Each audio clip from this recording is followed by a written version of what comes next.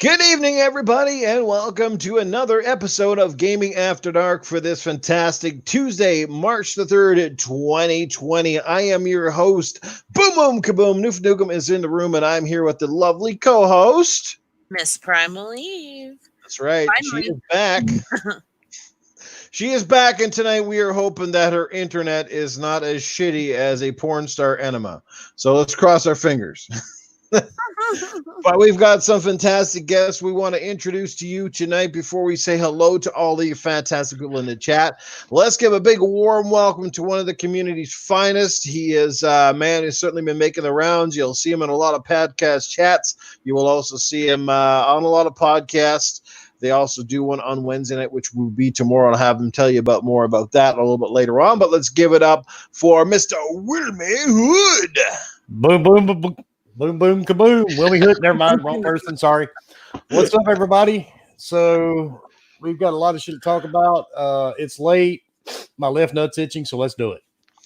And he is one of the other co-hosts of Gaming Beyond the Box. We are looking at Mr. Forkboy. Hey, everybody. Glad to be here. Excited and can't wait to talk about some of the stuff that we have planned for you. So looking forward to doing this the first time with Noof and Primeval.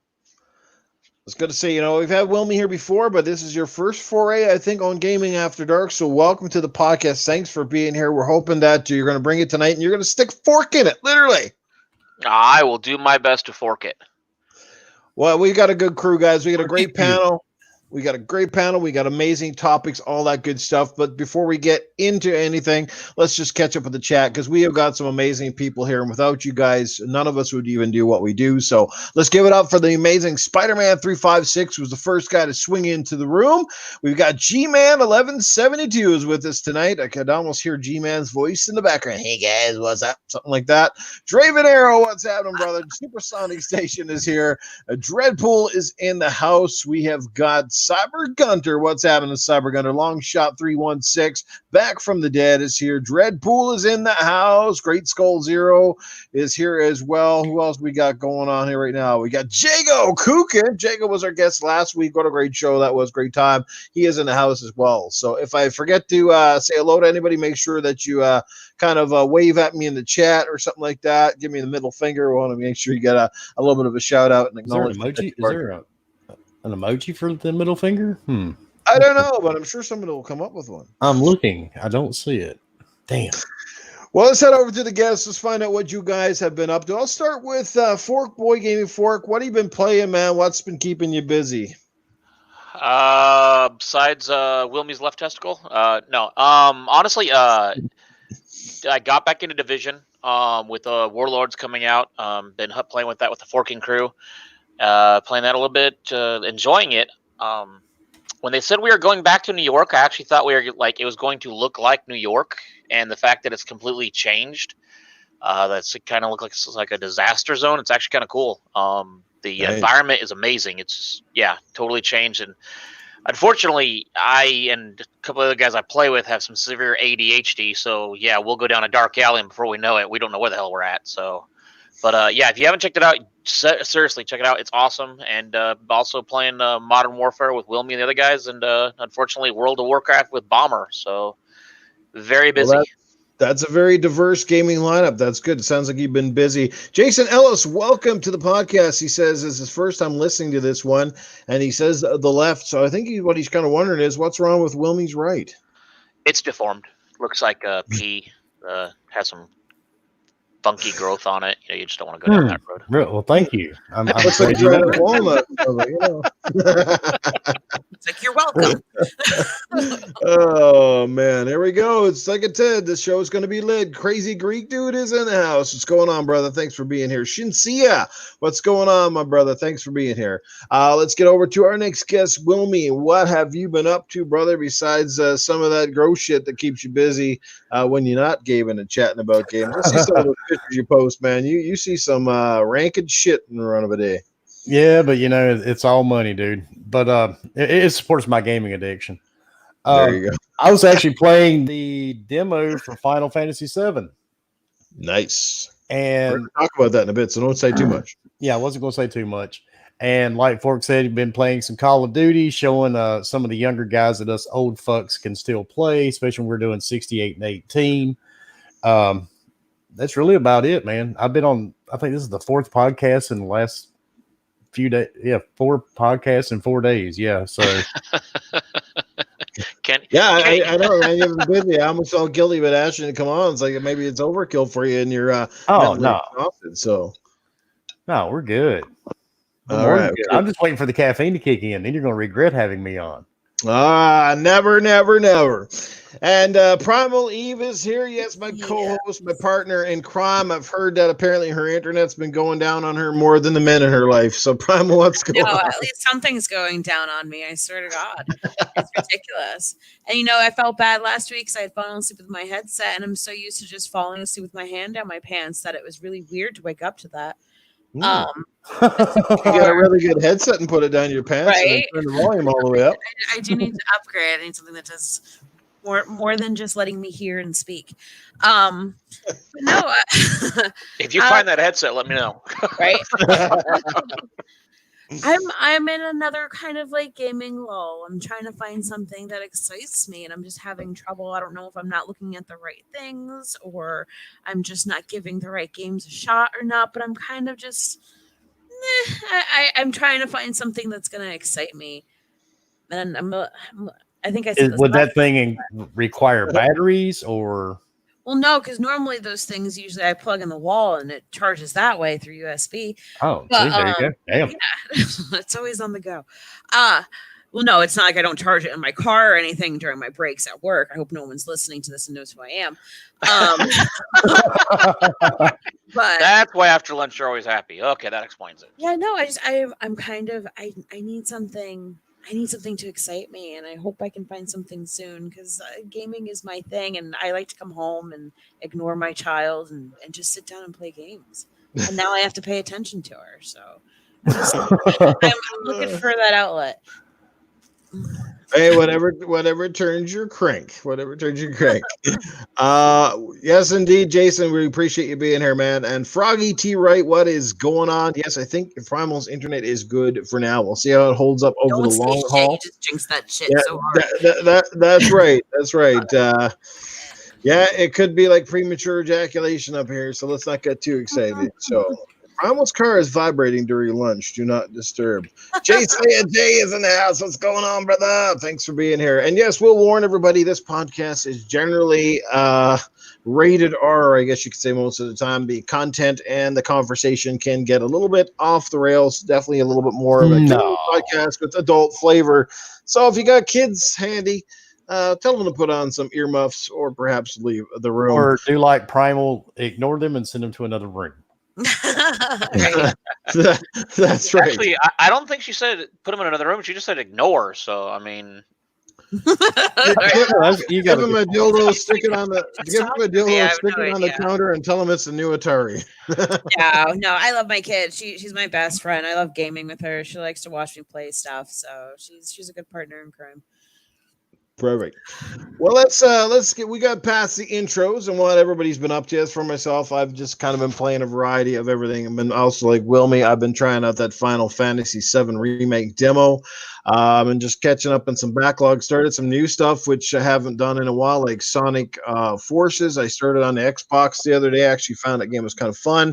A variety of different things actually. So. But let's get right into the topic. What he was really wanting to say was he spent hours playing with himself. Well, that is true. Better now. That I cannot deny. No matter how married I get, there is there's something. Nobody loves you like you love yourself. We know. Absolutely, nobody loves you like your own hand, right? There you go. It's true. It works the way you want it. Never let you down. What was I saw the other day? Which is funny. To speed up, slow down. Somebody posted, I think it was a graphic or a meme the other day, and it was Trojan condoms said now with Tylenol. So it was like your wife will never have an excuse. That was me. Was it you? That was you. There you go. I thought it was hilarious. I sent it to my wife, and she said, "And?" I'm like, "Damn it." Cloud, what is going on, Cloud? Anime Heaven, thanks for being here, everybody. You came in at a good time because we are just getting started, ready to go. Let's get it right down to the nitty gritty. Let's get in some topics. Now, this one I didn't even have on my listing tonight, but I don't know if you guys paid attention. I just saw this through Colt Eastwood's tweet, and it looks like I think the Finest might have tweeted it out, and then he retweeted it. But it looks like papers of a PlayStation 5. And do you guys know what I'm talking about? Oh, you're Yeah. talking about the thing looks, the real. It odd looks like a shape. snow globe. Yeah, that one. So weigh in on that. Do you think that could be possibly legitimate? I mean, we saw how basic and No. we saw how basic the Xbox design is. It's basically a big box. So theoretically, I suppose it is possible, but I don't know. What do you guys think? You think that's a possibility? Do you think they're going with the vacuum cleaner design? Where do you think they're going to end up here? And I'll start with you on this one, Wilmy. I hope that's not it, and I'm pretty sure it's not. Because Jesus Christ, that thing looks like a hair dryer or something that they use in a salon.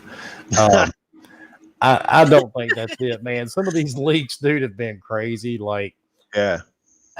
I don't know. I saw one earlier today. The PS5 is going to be 28 teraflops now, and now it's going to look like a hair drying system. I mean, come on, man. It's got to come to an end at some point. Yeah, it's getting pretty ridiculous. I wish Sony would just get off their fucking ass and release their stuff. Like, we all know how good they are at releasing their numbers.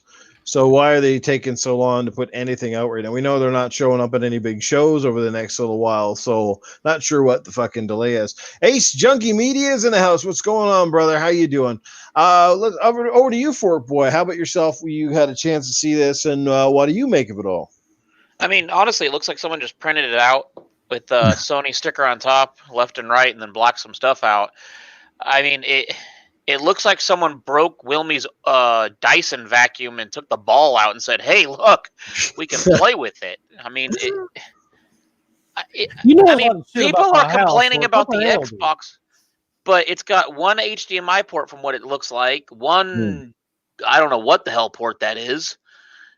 Power port and an Ethernet port, and then two on the front. And the other stuff, it's like, okay, I don't know. I mean, to me, it's just one of those things where I think because nothing's coming from Sony, people are just trying to put whatever they can out there just to make news, because we're getting all this news from Xbox and everything, and they're trying to keep us up to date, constantly releasing stuff, and Sony hasn't said a thing. I mean, yeah, I think people are just trying to release stuff just to keep Sony in the argument. But it's like Wilmy said, every time I get on Twitter, PlayStation has a different teraflop. I think one day I saw 140 teraflop, and I'm like, oh, sweet. Sign me up. It's going to cost about $20,000. Yeah, let's go right ahead.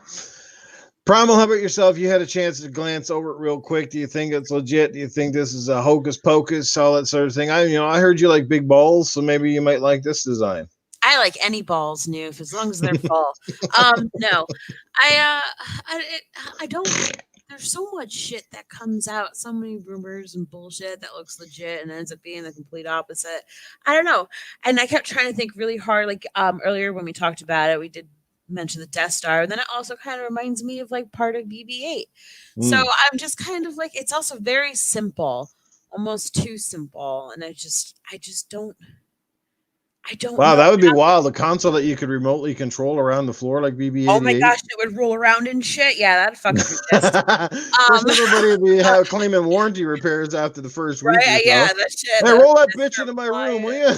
Oh my god, it would just be like when the Wii first came out and they never gave like a legitimate warning about how you really need to wear the damn fucking wrist shit, and people wouldn't use them, and all their TVs would be all fucked up because people were dumbasses. But yeah, no, it just seems too goddamn minimalistic to me. It's just how do you go from that one prototype that was like a damn ship from Star Trek to this ball of wonder? Like I don't know.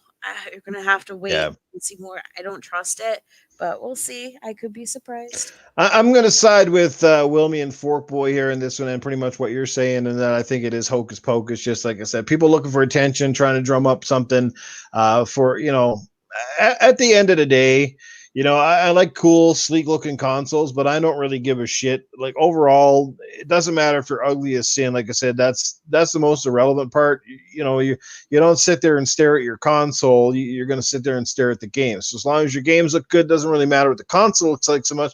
I mean, it's nice when you can get a console that is efficient and sexy as the Xbox One X, but we know that may be. You know, it might be a little bit harder to accomplish with the kind of horsepower and, you know, the fans and stuff required to keep these new nanometer chipsets fucking cool and all that stuff. So it is what it is. Does look like I said, the first impression I saw was kind of like a snow globe or the Death Star kind of thing. Looks a little bit funky. I can kind of jive, you know, if it did turn out that way, you know, for the originality's sake. You know, like I said, the Xbox Series X certainly isn't a fucking looker. If you ask me, it looks pretty basic and boring, but I can dig it. You know, I can still get behind it. Let's give a shout out and catch up with the chat over here. We got a few people in here. Somebody, Leonidas is in the house. Leonidas, Jago had to leave. Jago, take care, brother. We'll catch you on the next one. Titan 2793 is hanging out with us as well. So thank you guys, one and all, for being here with us. Great crew tonight. So yeah, we're not gonna go too far on that one. Let's get into the other topic. I think we touched on it during the intros. Final Fantasy VII. The remake, very highly anticipated game. For many people, Final Fantasy is their childhood. It's, you know, one of the premier games of the PlayStation generation. It's one of Final Fantasy's pinnacle moments. It's one that most people revere, all that sort of stuff. So the demo is out. If you have a PlayStation, you're able to play it. I've had a chance to play it, but I'm not going to get. I'll weigh in on it in just a minute. I want to find out from everyone else on the panel if you had a chance to check it out. And then we're going to talk about how the delivery method is set up for this particular game when it finally drops. And I will start with my co-host and Primal. I know you're a Primal. I know you're a Final Fantasy fan.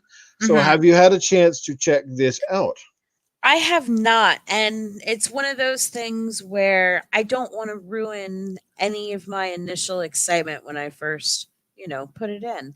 It's like I kind of like when the Cyberpunk released that damn long ass demo. I refrained from watching it for so long until my kid she was like, "Oh, this was so cool. Did you see that?" I'm like, "Shit, now I gotta watch it." But with this, I am kind of holding back a little bit. I am very excited for it, and I really hope I am going to be able to play it. It's something when I look at this game, I don't necessarily look at it as like a Final Fantasy VII remaster or remake even. Damn it, I always get them freaking confused. Remake, there you go. It's more like an ode to Final Fantasy VII to me because I don't feel like they're going to be able to pack in everything into it.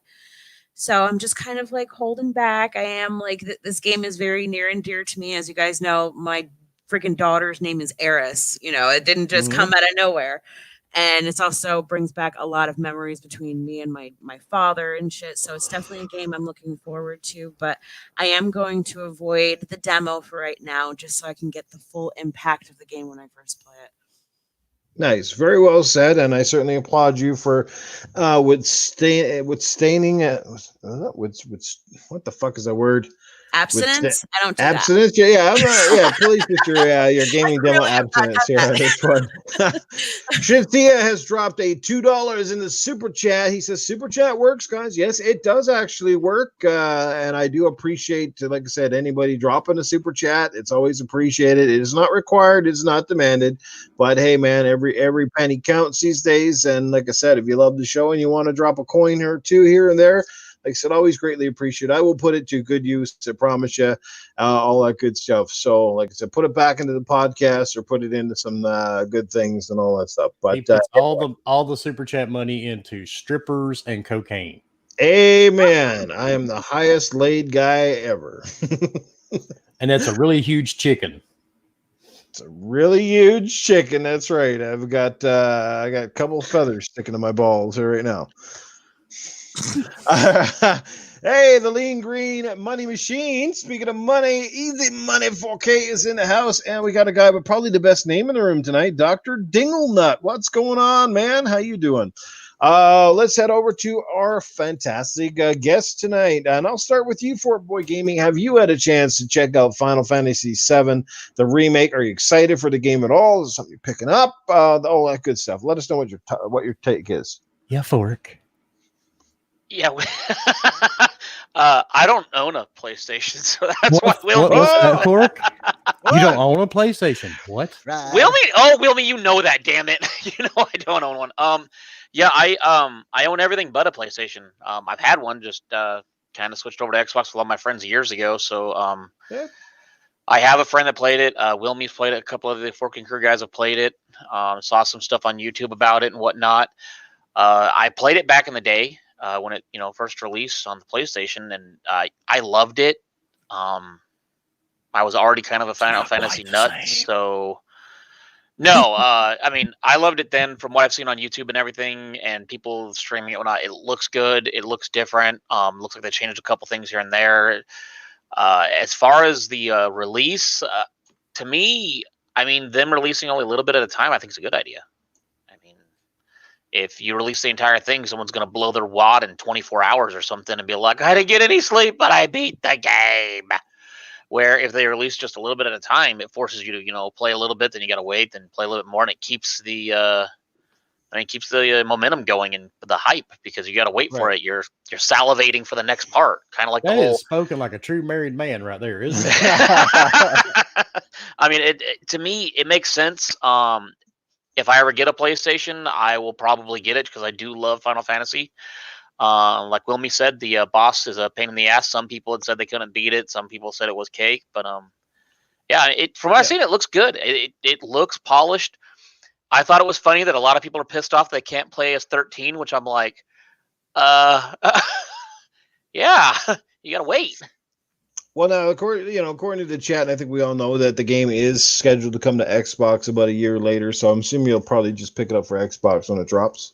Well, see, I looked online and I don't know, like I looked and from what I saw, it was like back and forth of there wasn't a hard confirmation of it is coming. It was more of, well, yeah. So, I mean, if someone has a hard release date for the Xbox, shoot it to me because, yeah, I will definitely play it on the Xbox. But everything I Googled, I couldn't find something that said a hard release. They are sending it. So, and he likes things hard. Yeah, but we saw that with lots of games too, like Nier Automata.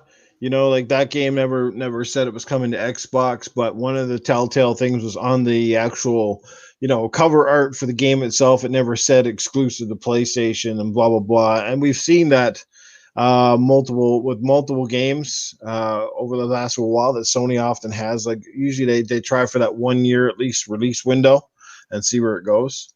Yeah.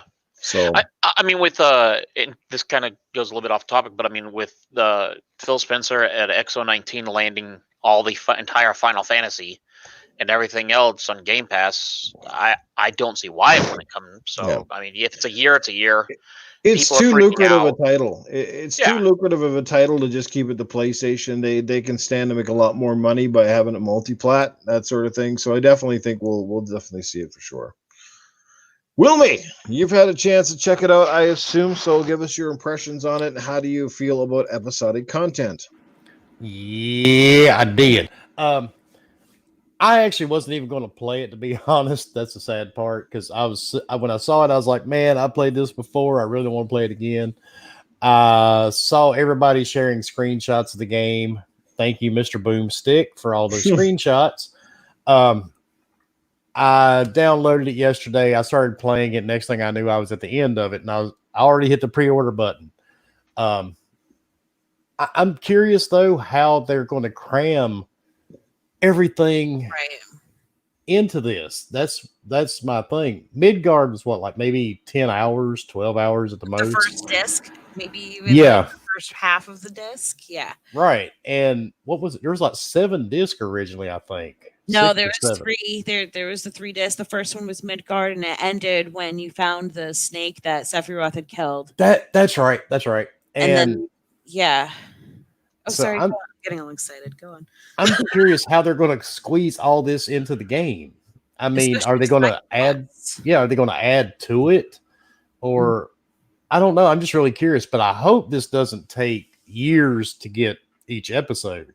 but I don't think they've been working on this for a very long time. Yeah. 5 years since it was announced. So. Yeah, so Well, I heard that sure. it's very long. Before then, because like 100 years ago, it was a little after Advent Children came out. They did a little quote unquote tech demo, and it was the part of the opening of what we have as the opening now for 7. So this shit was always something deep down underground, but they were too busy doing their Final Fantasy 13s and See, all that's that. what I thought. Mm-hmm. So And this has been around for a lot longer than we think. oh, I'm pretty sure. So I'm hoping, this doesn't span out over a very long time, and Right. I did, man. I pre-ordered it. Right. And because Doom's coming out in a couple of weeks, and then Half-Life, and the backlog never ends, dude. Man, who wants to play Doom? Ah. I want to play Doom. Well, I'll just jump in and say, like, I've never played the original Final Fantasy VII. I do have the PlayStation Classic, and I was planning to give it a go on there. Whoa.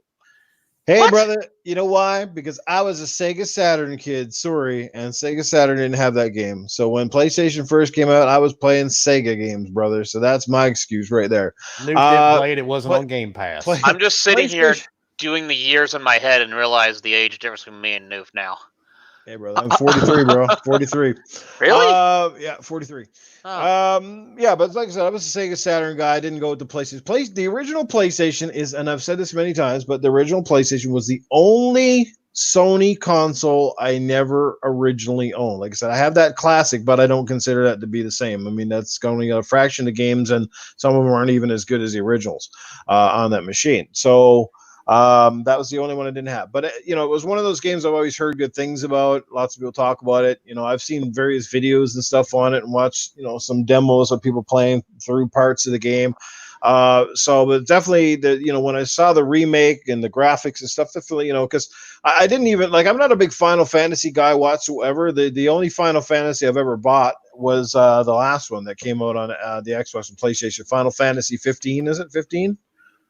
Yes. About the latest one that's out. So I bought that one, and largely in part because they changed enough of it about the system that like newcomers like me who are more prone to action-oriented RPGs, kind of like the Mass Effect series and stuff, could get into those games a little bit easier. And it's true. Like I picked it up and I do enjoy the game. It's actually not bad. But I was never much for like the turn-based RPG stuff. That stuff just bothered the piss out of me. Those games are too slow for me. But anyway, as far as the remake goes, the graphics are phenomenal. The transition between like the cutscenes and the graphics is nearly flawless. Very little load time. Like I said, it runs very smooth. I'm playing it on the PS4 Pro, and I didn't notice any major hiccups or things like that. The graphics look very well rendered. So I'm pretty excited. I think if you're a fan, I can't see how you're not going to enjoy it. I do see that it seems like they're extending it, like they're extending parts of the game that were normally shorter, and they're making it longer.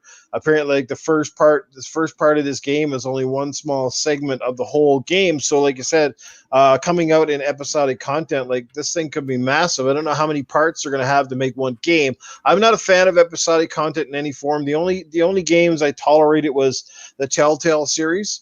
But like when the Hitman games came out in episodic segments, I was turned right off. I didn't even buy it simply because of that fact alone. I kind of wait for the whole game to come out in one complete package. And I might even do the same for this game, but that could, who the hell knows? It could take years. And one thing I don't like about episodic content as well, and I don't know if it's the case with this game, but in some cases I feel that the episodic content is more of like, what do we call it? It's like dipping your foot into the hot water. Like you're not sure if it's going to sell or it's going to take off. And again, Final Fantasy is going to do well regardless because it's got such a massive fan base. Mm-hmm. But a lot of other people that try it, I feel it's like their way of cheaping out. It's kind of like they don't have the budget to go all in and produce, say, a AAA game that's going to cost a lot of money. So what they do is they do it in one little chunk, and then they go, well, if it takes off enough and we can get enough people to buy it, it kind of finances the further game, finances bigger staff, and then we continue it. It's kind of like TV series, like a lot of times TV series, they don't get signed to like 5 seasons right off the hop. They usually have the pilot, and then they have 3 or 4 episodes after that. And they're like, man, if this show is not a hit, it might not go anywhere. It might be just dead. It could be dead by season 1 or season 2. And you see that a lot of times in the TV industry. And I'm starting to feel that this is the way some of the games industry is going. Like they don't even have the budget, or they don't have the confidence that it's going to be a successful game. So they put it in episodic doses. So that way they can kind of make even more money, because everybody old adult fans will jump in and buy it and then sort of double dip it later on, because they'll have another piece and another piece and another piece. But I don't know. That's just the way I feel. I'm not a big fan of that way of delivery. And that's one of the reasons I'm not a big fan of what they're choosing to do, even though it is Final Fantasy. But again, as far as the remake, the demo goes, I think it's pretty cool. I definitely look forward to it. And so we'll see what happens. And maybe I'll wait for the Xbox version, and maybe by then they'll have some more content. I don't know. We'll see how it goes. Let's catch up with the chat real quick here. Who did I miss that's in here right now? I think I've been catching up with most everybody. We got Mr. Dingle Nut in here. Cyber Gunter's in the house. Should see us here. Jason Ellis. We got a good crew. Anime Heaven's been hanging out. Spider-Man's still with us. G-Man is in the house as well. Man, we got a good crew here. So thanks, you guys, for hanging out. It's 39 watching right now, which is might be a new record for Gaming After Dark. It's certainly up there. Maybe I think we might have hit 50 or something at one point. I know, chum change, right? But you got to start somewhere. It hit 36 in January. Yeah, maybe. New natural. Yeah, I don't know what that means, bro. But anyway, let's go ahead. So I got a question. If they do episodic content and all that, how are they going to do that for the people like yourself that don't care for digital but want the disc? No, I'm being rude. It's more of people that actually buy the hard disc. Do you buy it, then you got to download as it releases, or are they going to send you a new disc? How does all that work? Maybe it won't come out on disc at all. I mean, it's on Amazon for $80 for the deluxe edition. So I'll just have to keep buying the discs, episode 1, episode 2, like one game that has its own sequels. Yeah.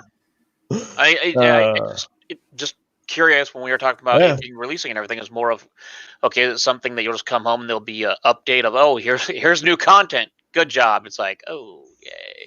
Well, no, they'll probably do like they did with like even the Telltale games, some of them, like the Minecraft one. Once all the episodes have released, they'll just do one hard copy for people who want the whole thing on disc. So you're gonna have to wait even longer. Unfortunately, which should be that's the sad part. Yeah, it'll probably be later. Well, if I'm buying it, it will be one way or another. It's still going to be physical. So, Noof, look at it this way: by the time you're in the nursing home, dude, you'll have the whole game you can put into your disc drive. It's if you remember to buy it. That's true. I might be in a nursing home by the time I get through The Witcher 3 too. So we'll see how that all goes. Remember, on the Switch, it's a completely different game. So you got 2 games right there. I can hear it now. Boom, boom, kaboom. What the fuck happened to my room? I am still waiting for you to finish The Witcher. I'm watching you. You've been saying it for like what, 2 years now since I've been podcasting with you. And it's one step at a time. Man. Just a tip, and you know what happens when it's just a tip? You just never go anywhere, right? War is in the house. What's going on, War? There's a guy, you can't screw up his name. War, WAR. He's ready to bring it. And we got Z Black Rider hanging out with us, and he has dropped $5 in the super chat. I have no idea what you're talking about. Woo, Alberta. There you go. Alberta is where it's at. Yeah, right now I can't even know what the temperature is. Probably like -2 outside right now. It's chilly, but definitely not too bad. I can handle that. It's a lot better than -3, bro. It's kind of like our weather over here, and I'm no. My nipples just finished unhardening because it's so cold outside. That's a nice visual I got in my head right there now. Hard nipples. Yep, indeed. All right, let's get into the next topic and let's keep this flow going while we're at it. We got some good stuff ahead of us here right now. Let's see where we at. Well, let's before we skip gears, I'm going to talk about one of Wilmy's here. We all know over the last little while, Sean Laden, since he left Sony, the man has pretty much disappeared. I'm starting to wonder if they hired a hitman or the CIA to get rid of him. I don't know what the hell's been going on, but Wilmy made a little tweet earlier, I guess, today, and got a special notification. So Wilmy, tell us about that. Yeah, I made a post earlier to advertise our show for tomorrow night, something to the fact that Sean Laden was being held at Area 51, and he was not allowed to talk about anything about the PS5. About an hour and a half ago, I got a notification. Sean Laden himself liked the post and commented on it. He gave me a peace sign and an alien and a finger to the mouth, the shh. So it was kind of funny, but he actually took the time to comment on the post.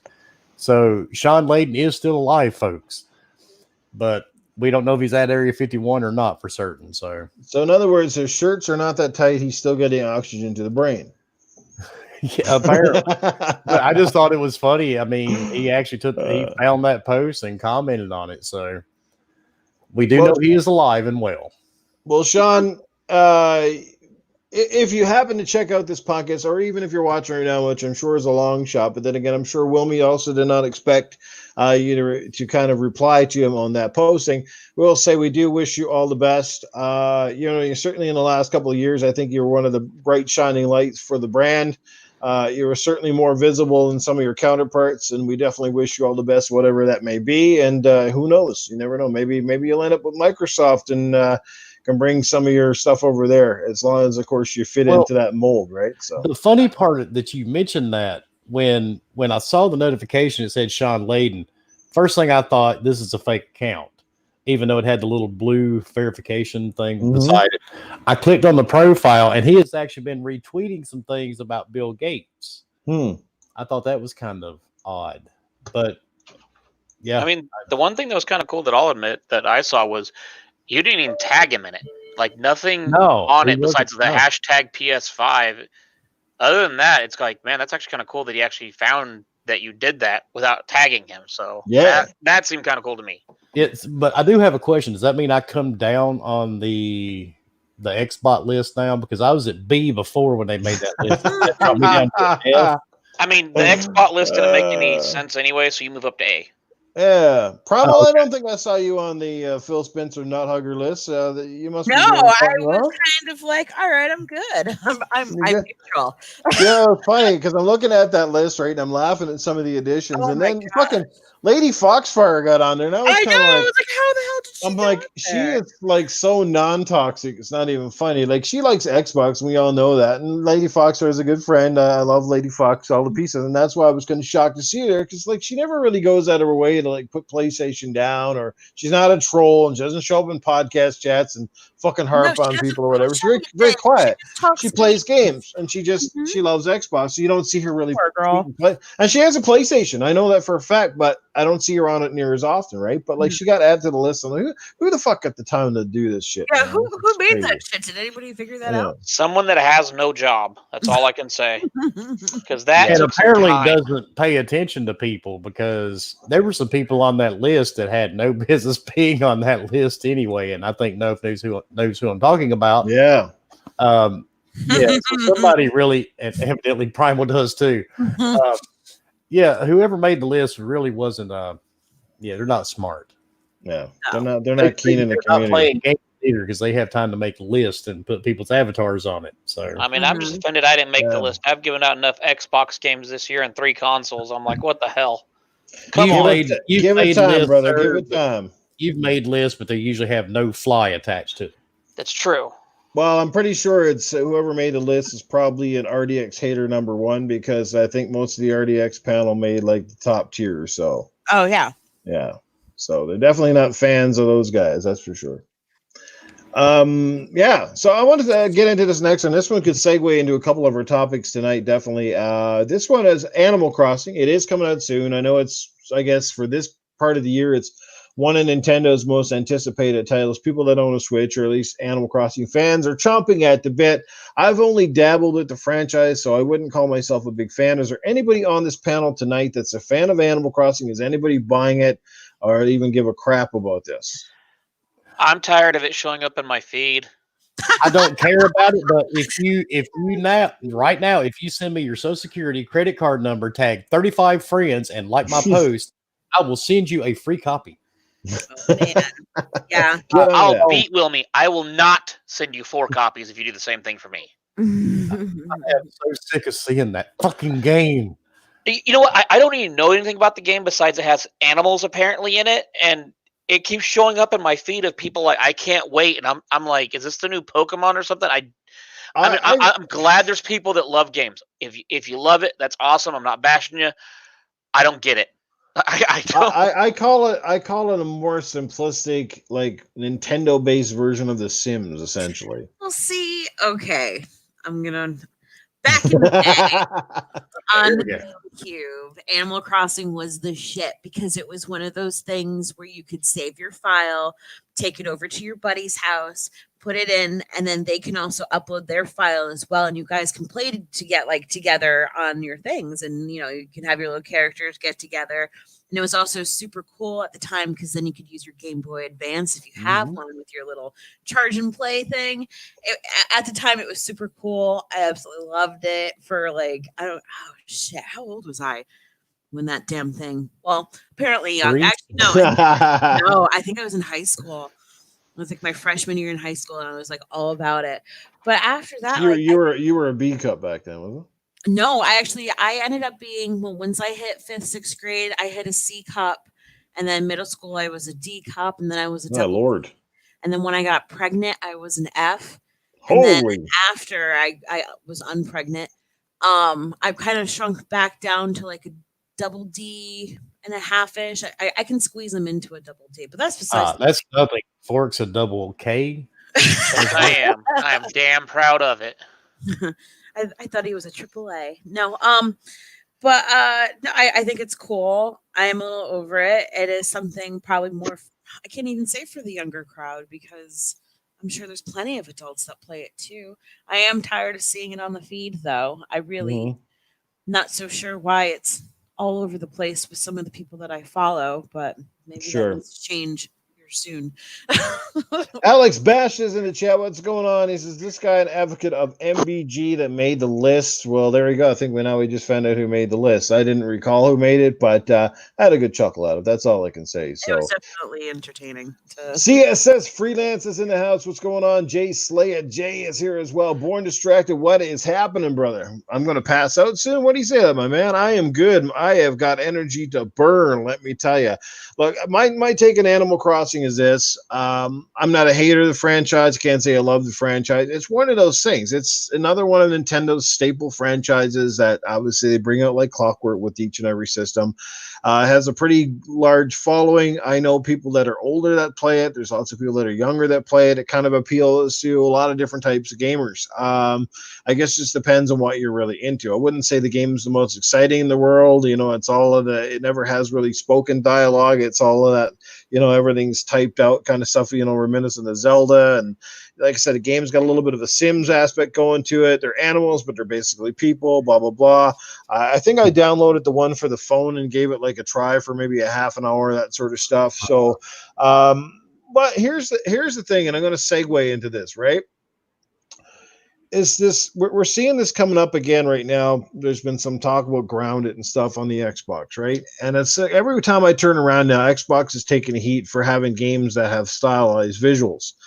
Now, as far as I can tell, I've seen plenty of games on the PlayStation with stylized visuals, right? Maybe Sony's first parties don't make them as much as other companies, but the thing is, I don't see them taking so much heat as fucking Microsoft constantly taking heat every time any of their studios make something that doesn't have photorealistic style graphics. Nintendo, their whole portfolio is realistic. When was the last time Nintendo made a game that was beyond an E for everyone game that had realistic freaking graphics? I can't think of one. The last time I could think they even went out on a limb was that game on the, I think it was on the, Shining in the Darkness? Is that the one? There was a game that they licensed out from a company. It came out, I don't even know if that's the right name. But you guys know the one I'm talking about? I honestly don't. Or Into the Darkness or something like that. Do you guys know the one? I think it was it the GameCube? But they did have this one. Eternal Darkness? Yes, Eternal Darkness, and that was licensed by Nintendo. It wasn't made by them, obviously, but it was licensed by who was it, Silicon Knights or Silicon somebody like that. Yeah. So, well, Bayonetta 2. Did they actually publish that one? That was disappointing to me for Bayonetta 2. I really enjoyed the first one, and then to find out that yes, they did take it over to Nintendo and take over. I was so Okay. sad about that. Yeah. So very few and far between, but like Nintendo gets a complete pass all the time when, and I'm not knocking Nintendo. I love Nintendo. I mean, they make some of the best games in the industry, but I'm just saying is that people, when it comes to the resolution and the power, people just say, like they overlook it and it's just on. It comes to these games, Nintendo got all these kiddie looking games and stuff like that. And people just, well, it's Nintendo, but Microsoft makes anything. And then people shit all over them. Well, first of all, let me straighten one thing out for you, the haters out there. Rare Software makes a lot of games for Xbox. They're obviously a company that is now owned by Xbox. And every game that they've ever made has always had stylized, cartoonish graphics, if you will. I can't think of anything that Rare's ever made that wasn't somewhat stylized. You know what I mean?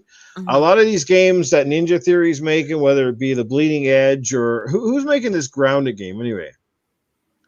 Is that Obsidian? Is Obsidian, yes. It's like a side project of Obsidian, right? So people are bitching about that one.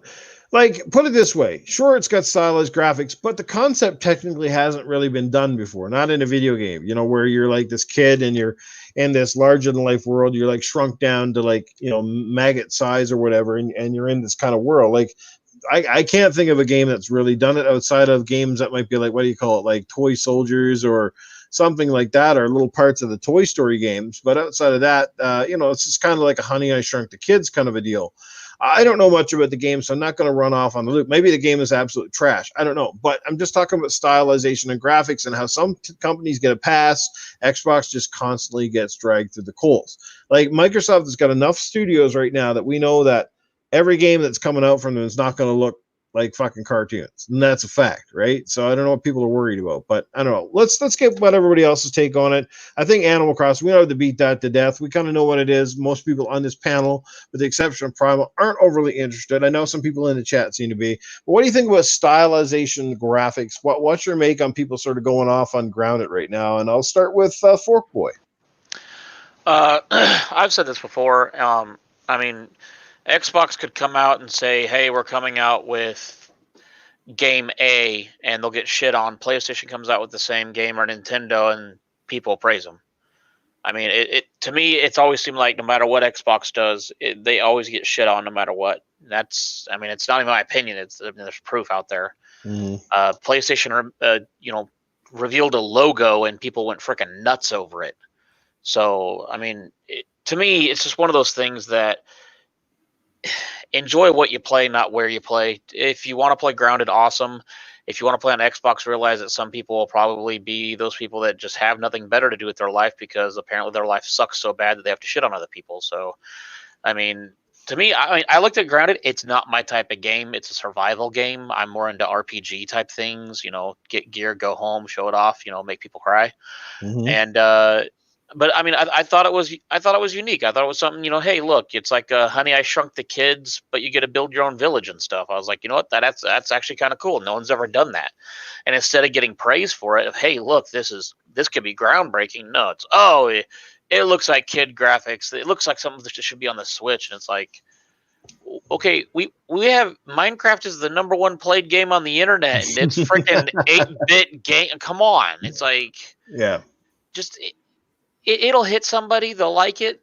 Move on. Be glad they're happy. Be glad they're playing something and not some crack whore standing on the street corner trying to get picked up by someone that Wilmy's going to pick up later. So, I mean, and when I mean pick up, I mean clean up. So, I mean, it frustrates me because it's like, to me, they can't win no matter what they do. But that's just my opinion. So, well, Legend of Zelda Breath of the Wild had stylized graphics. And they were definitely adequate. I wouldn't say they were amazing. And the reason I don't say that with Breath of the Wild is because I did find that their world was a little bit barren, if that makes any sense.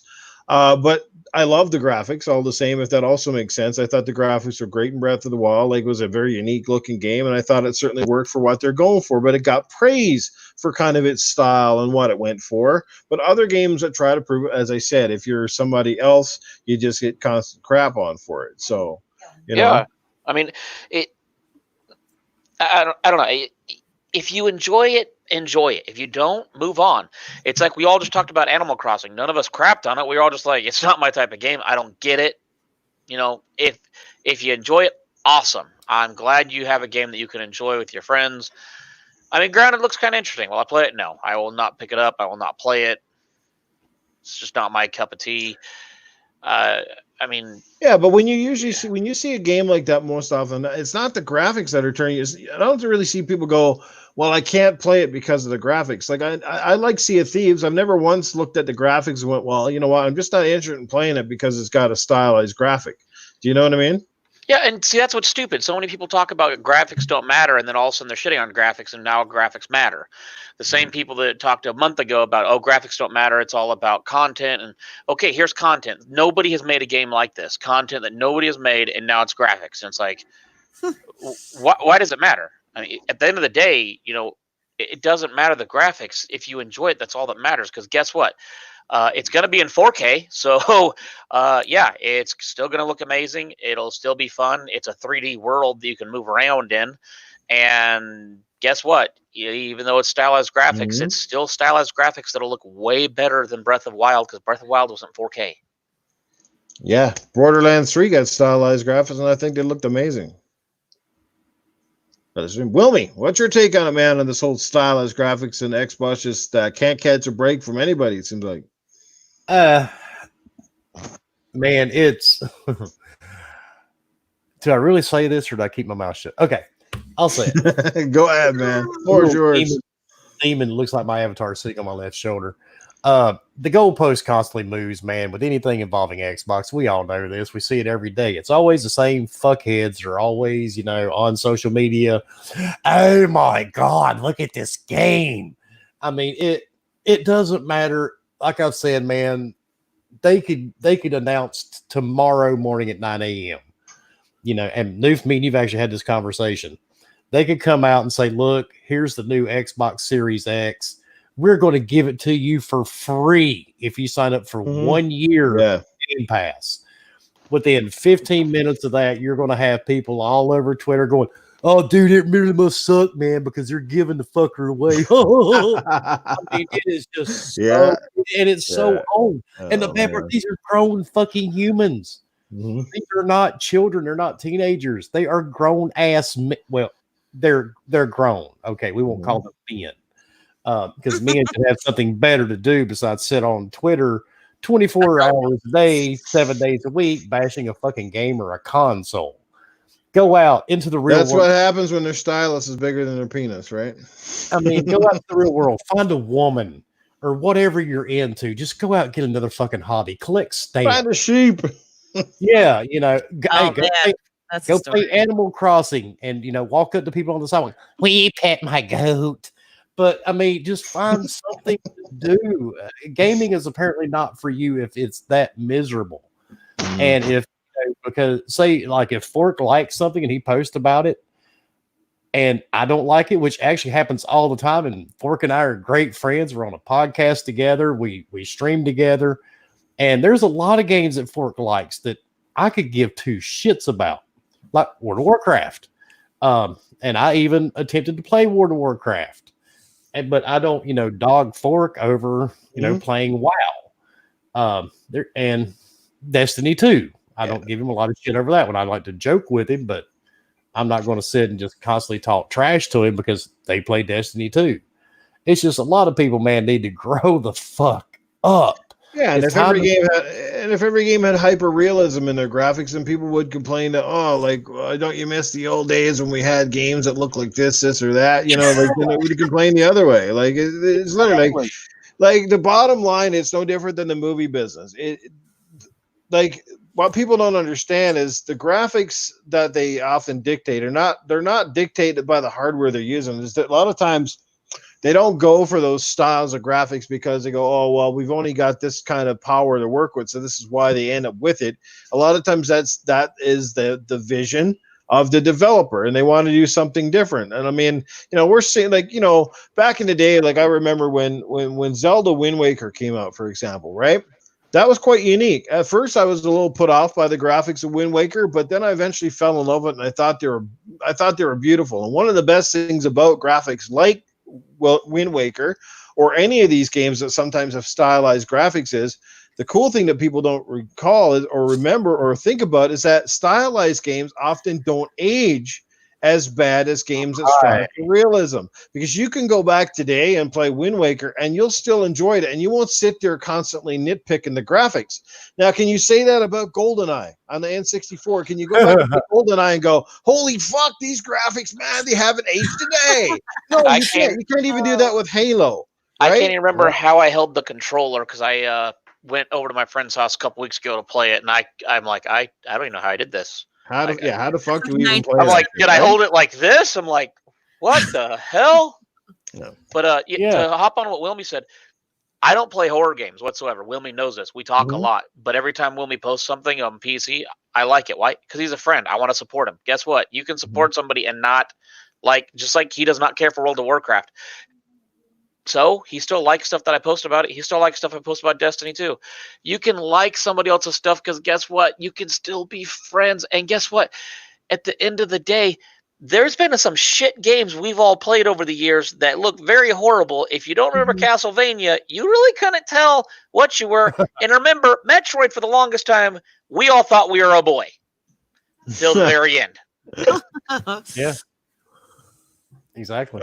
Samus got a tampon. Yeah. Whoa. Whoa. That's what that ball is. Yeah. But I mean, it's just constantly, man. And this whole fake console war, there's only a few people that actually keep spreading this shit, keep wanting it to happen.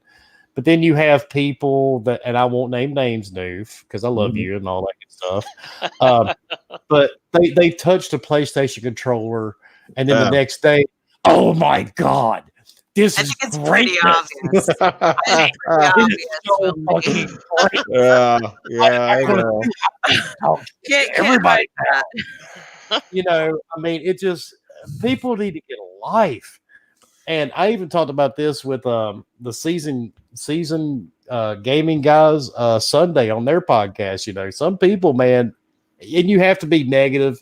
It pushes YouTube. We all know that. Yeah, for sure. Negativity always sells. And some of these people, man, if you met them in the street, they'll talk trash to you all day on social media. You meet them in the street, and they're like, "Oh, hi, I'm so sorry. Didn't mean to say that, but it's okay." It's like Gears of War 5. Everybody raved about Gears 5 and saw how it was such this pinnacle game and how it was going to be great and blah, blah, blah. Everybody was raving about Gears 5, and it wasn't even the technicalities that pissed people off more. You know what happened? What I saw the trend was that Gears 5 didn't hit this Metacritic fucking 9.5 or 9.6 or one of those. Apparently, unless you're a 9.5 or 9.6, you're nearly a 10 by Metacritic standards, then you're not a AAA banger anymore. You're just a has-been, wannabe, washed-up fucking franchise, blah, blah, blah. You know what? I'm sorry. Maybe it's just because I'm a Gears fan, but I still think Gears of War 5 was in the top games that came out last year, bar none. It's one of the best-looking games on any console, period. But it gets shit on again because it didn't hit the projected numbers that certain people wanted to see, and all of a sudden it was I'm not saying Gears of War 5 didn't have some issues, wasn't flawed in certain areas for sure, but Gears of War 5 had a lot riding on its shoulders too. It was a lot of pressure on that team, and they turned the game around pretty fast when you consider that the team kind of came together over a couple of year period and and stuff like that. And then they made Gears of War Ultimate too. Like they did that game first, and then they did 4, right? So they did these 3 games in a pretty short time window. So give them some credit on that. So, but anyway, I'm getting off track. Let's get over to Primal. Primal, what about your take on stylized graphics? Is there anything left for me to say? No.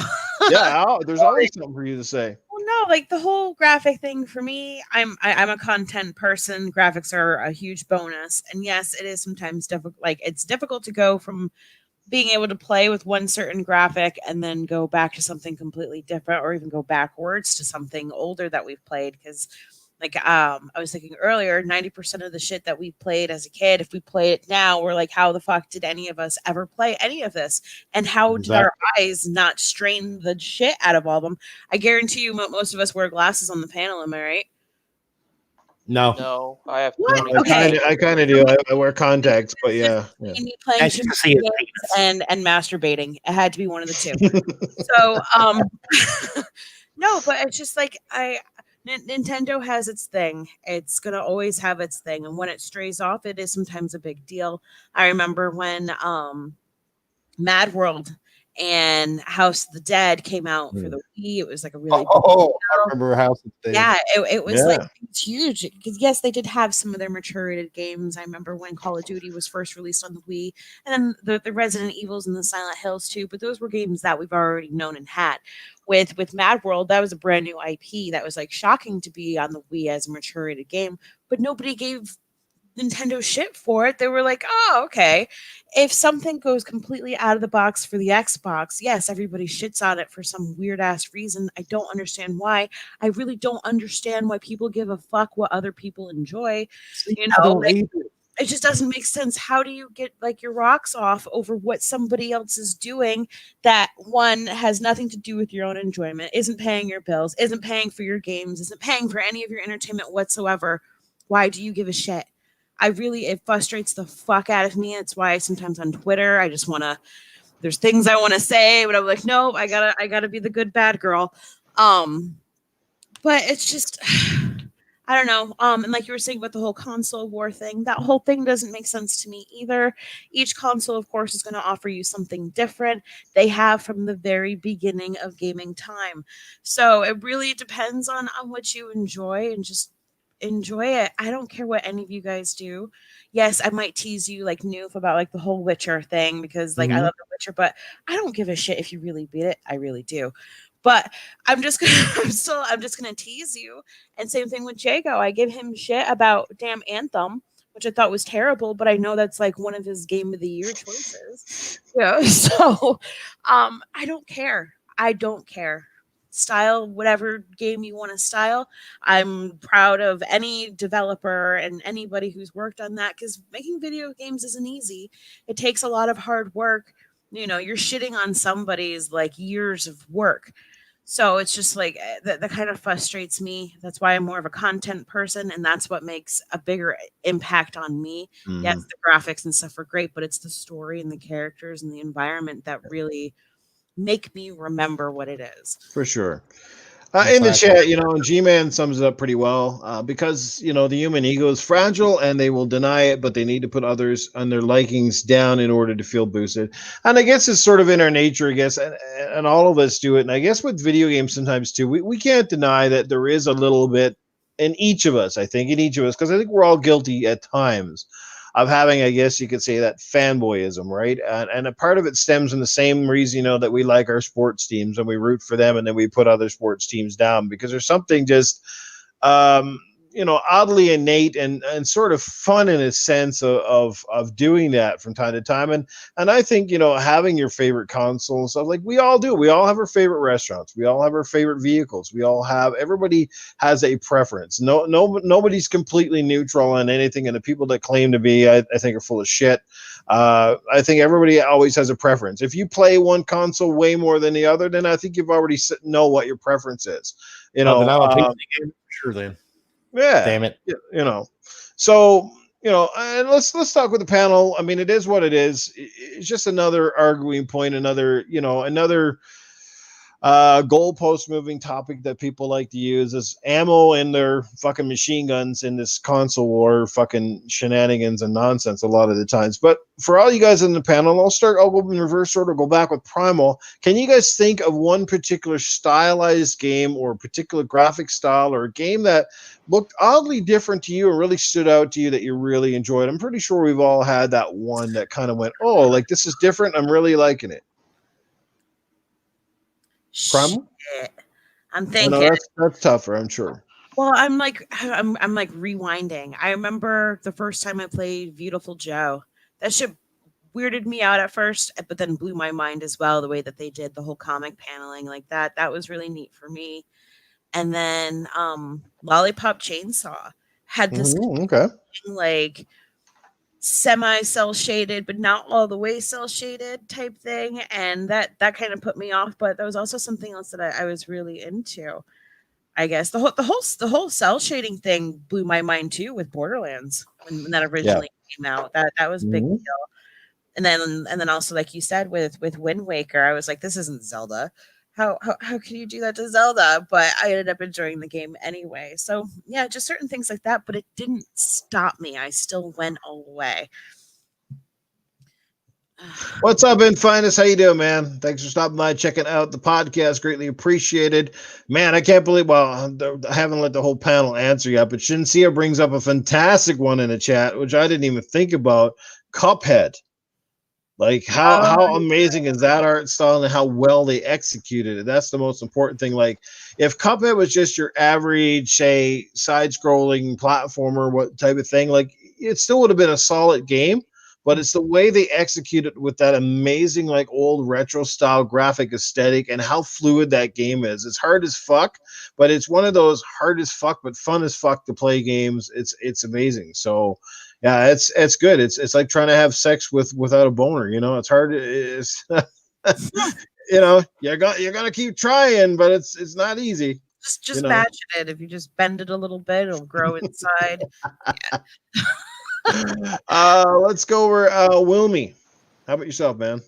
Legacy of Kain. Legacy of Kain. Yes, well, and the Dreamcast when it came out? PS2? PS2. PS2, right. Legacy of Kain. That's a vampire guy, right? That's what you're talking about? Oh, yeah. Love Crystal those games. Dynamics. Yeah. Okay. So what stood out to you about that game at the time and its art style or its aesthetic? You got to remember, that was quite a while back. So, I mean, it's different than anything else. Mm-hmm. And I played it for like the first 10 minutes and I was just stuck. So then I had to play all of them. And I have several times over. Mm-hmm. I've got them on PC. Dr. Dinglenut in the chat is a Jet Set Radio. See, there was a game that was very unique and stood out amongst the crowd too, and it came out on the Dreamcast. Keep going, Wilmy. Did you have any more? Well, that and Borderlands, the original Borderlands. Yeah. And Primal said Borderlands looked amazing on the 360. Mm-hmm. So that would be my main two. Nice. Forkboy. I mean, I played it, a lot of things that everybody else has played, but Legacy of Kain, I got to play, and then my mom took it away because she thought being a vampire would send me to hell. And so I didn't get to play very much of it. However, I liked it enough that when Soul Reaver came out, I was all over that game. And the sequel to it, loved the hell out of them. Really enjoyed them. Kind of enjoyed single-player games until World of Warcraft came out. And then I discovered how awesome it was to get something somebody else doesn't have and mock them with it. So... and then Borderlands also. I mean, a lot of games have just changed how things worked and everything, and how they looked, and I mean, just different art styles, different play styles, different stories, and just opened up your imagination for the different things. But Borderlands was one of the first cel-shaded games I ever played. And when I first heard that it was cel-shaded, I'm like, that sounds like a cartoon. That sounds stupid. Yeah. Mm-hmm. And I didn't play it when it first came out. It was probably, I don't know, probably a year before when I was finally like, fine, I'll play it. And then I was hooked, and I couldn't believe that I didn't try it. Mm-hmm. Well, do you guys recall the predecessor to Borderlands that kind of used that style and aesthetic long before Borderlands became popular? Was X13. Or was it X3? Remember that one? On the GameCube, Xbox, that had cel-shaded graphics? It was a shooter? No. Not right off. Yes, I know what you're talking about. You know what I'm talking about, right? You were like a shooter, you're like this like James Bond kind of dude. And they use that graphics. Like a lot of times when people talk about these graphics, a lot of people will, like they go to the Borderlands, but they weren't really the first ones to use it. They were definitely one of the first ones to use it really well, and they're great. And it's not just using cel shade; it's their art style, like the look of the characters, the amazing amount of guns and vehicles, and the way the world looked as well. X3, yes, I don't know if you call that 13 or 13. It was just 13, but it was X111 on the thing. Yeah, that's the one. Yeah. Well, let's give Ed's Finest is in the chat, and he dropped a super chat of $4.99. I feel like I'm on The Price is Right, and he says, hit that like button. There you go. G-Man Sekiro, LOK Defiance, Breath of the Wild, a zillion. Yeah, there's always a lot. And for me, guys, yeah, Cell Damage. There's a good one, and he had that Simpsons game back in the day that used it really well as well. The Simpsons. What was that one? Was it Hit and Run, or was it a few different types? Road Rage. I think Road Rage used it first. Simpsons Road Rage. For myself, and I'm going to go back a lot older than you guys, but a game that blew my mind when I first saw the graphics, and they were sort of the first ones to use it, and a lot of games tried to imitate them afterwards. Mortal Kombat. Because everybody else was just doing regular sprite-based games, but they did the digitized. The digitized graphic characters. Everything was made from a digital replication and put in the game. Well, I found the original Mortal Kombat certainly didn't run as smooth as perhaps Street Fighter. Like, it was a very unique game at its time, and I think that's one of the reasons Mortal Kombat got an audience, a different audience, and took off, was not just because it was violent and stuff, but it had cool characters, and they looked real. I mean, for the time, they looked real, like as real as they were going to get on like a 16-bit base like architecture, right? Definition. I remember that shit. Yeah, right. So I'm gonna say Mortal Kombat. Then things really, like I said, for me, when the GameCube, like I said, Wind Waker came, because like we got used to seeing Link look a certain way, his games looked a certain way. Then all of a sudden, because you go from what was it? You go from Ocarina of Time, and all of a sudden you get Wind Waker, and it was jarring. It was like, what the fuck is going on here? And I even was skeptical of it first, and then I played this game and I thought it was amazing. My only gripe with Wind Waker, it's actually one of my favorite Zelda games to this day, but my only gripe was the long, just sort of boring, monotonous boat riding parts. If they kind of narrowed that down a little bit, would have been better. But I love that game. I think that's actually to this day probably the only Legend of Zelda game I ever finished. But it was Wind Waker, and what else? Like I said, not even Ocarina of Time. You didn't finish Ocarina of Time. I didn't even get through Ocarina. I got rid of my N60 before. I think long before I got through. I didn't know. It was crazy, right?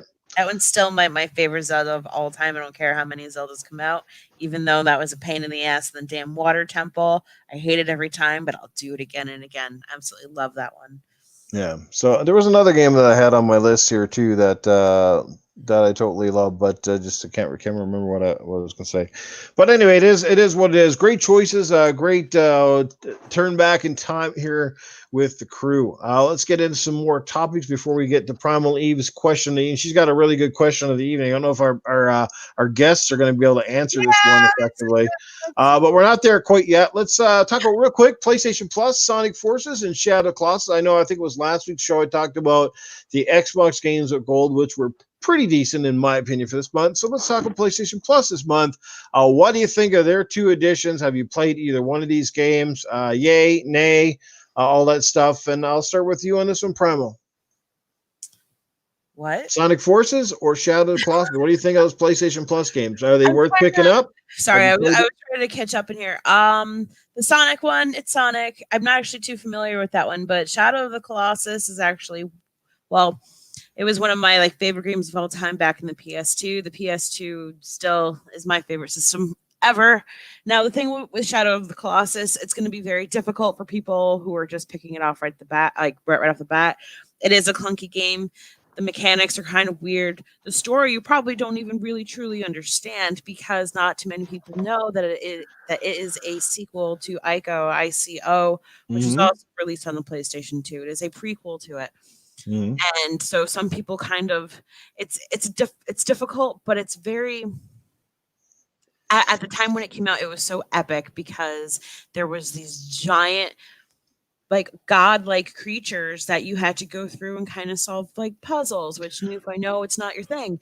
So it's probably not something you would fully enjoy, but it was a very endearing game. And if you're familiar with the story, it is a must play.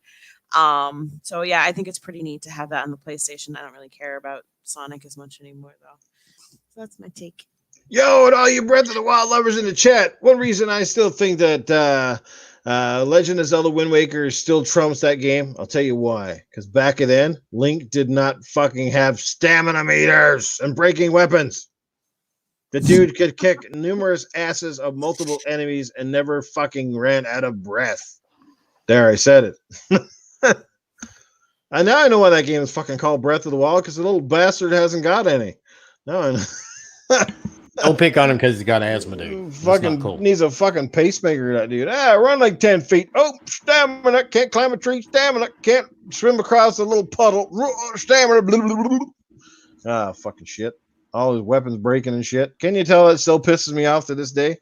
I would Great, never guess. No. great game other than that shit. Fuck, I can't stand that shit. I can't stand that they take great games and turn them into like fucking RPGs, everything. Like, fuck off. Just leave shit alone. Please. Well, the problem though is people want change and they don't want the same thing, and then when change happens, sometimes it's for the worst instead of the better. So And some people love it. For every person that's like old Noof over here complaining, there's lots of people like, I love that ass. Like, you can use all these weapons. You could use a leaf and a branch and a, you could turn your underwear into a fucking face muzzle and strangle someone, Yes, I love puzzles. Spider-Man has seen me struggle with a few of those. Oh my god, anything with a puzzle in it, man. Yeah, but go ahead. Where were we at? We were yeah. Next Where the fuck person. were we? Next person. Wilmy.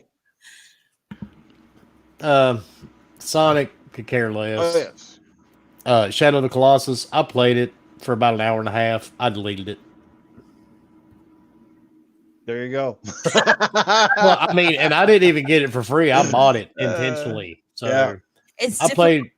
Yeah. The controls are terrible. Mhm. So I was like, yeah, I bought it a couple of months ago. I played it for like an hour and a half. I'm like, yeah, I'm good. Delete, done. Mm. So Yeah. at least now it's free. So I mean, freeze. Yeah, free. Shadow of the Colossus was basically the predecessor to fucking Death Stranding, if you ask me, because you basically just walked around doing fucking next to nothing, only riding a horse to climb some big ass fucking Colossus and kill him in some interesting way, and then on to the next one. That was the whole game. To me, like, I think the game was cool. I just can never understand why it was revered so much. I mean, if you're gonna, it's revered for doing something different, sure, but sometimes to me, man, different just doesn't fucking float my boat. Different just fucking boring, and for the sake of being like, maybe if there was some sort of adventure in between the fucking Colossus, the game would have been pretty cool. But just this fucking, go here, find the dude, figure out how to beat him, and then do it all. Just that shit didn't. And like you said, the controls are fucking asinine and stupid too. So. Well, the thing is that style and that pace was also similar to the original game that came out. So, like I said, it's going to be very difficult for someone who's never played anything in the Predator series. And yes, the controls are terrible. Yes, it was kind of clunky. The idea was fan-fucking-tastic. I thought it was really cool.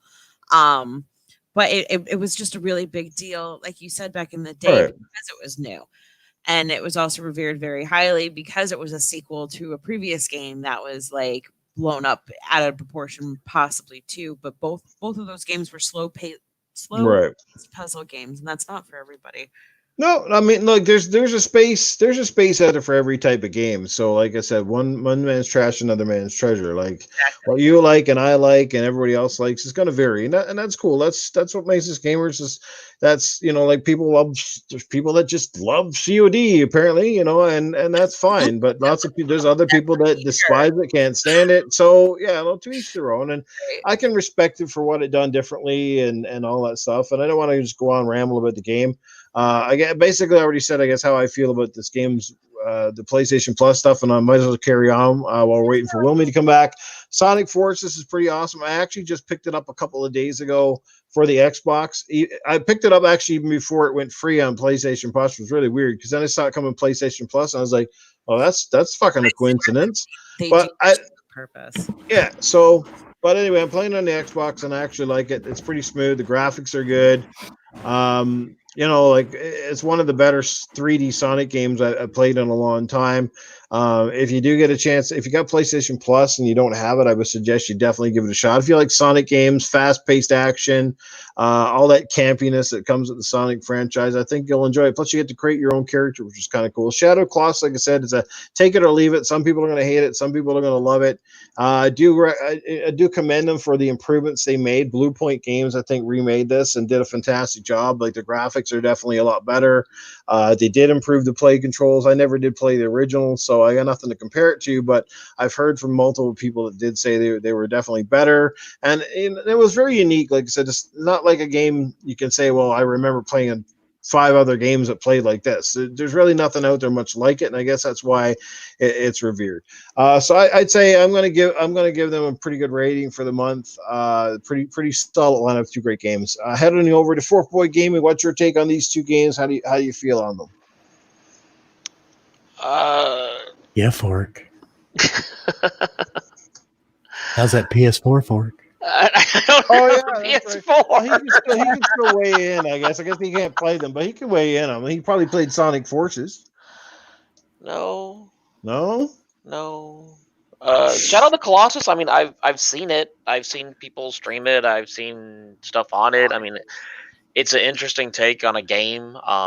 It doesn't look easy, so it's not like, something you're just going to go and willy-nilly and get it done. But, I mean, it was something different that no one's ever done. And to me, and I'm probably going to get a lot of hate for this, but to me, it was almost like, damn it, I can't think of the damn game that everybody seems to say, oh, it's like Dark Souls or whatever it is. I mean, it wasn't an easy game from what I saw, so it was almost like the first Dark Souls of, hey, this game's going to kick the shit out of you.